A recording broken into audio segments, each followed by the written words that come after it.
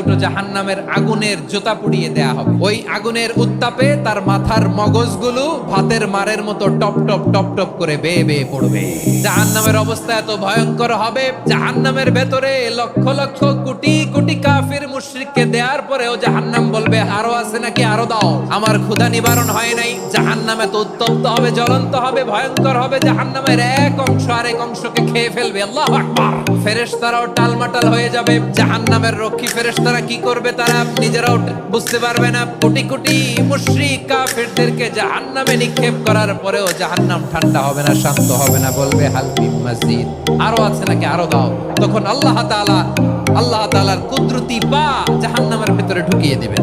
দেওয়ার সাথে সাথে জাহান্নাম থেকে আওয়াজ আসবে, কদ কদ বিইজ্জাতিকা ওয়া বিকদরিক, আল্লাহ বিইজ্জাতিকা ওয়া বিকারামিক, আল্লাহ আপনার ইজ্জতের কসম, যথেষ্ট হয়েছে, এনাফ এনাফ। সুবহানাল্লাহ পড়তে পারলেন না মজা করে।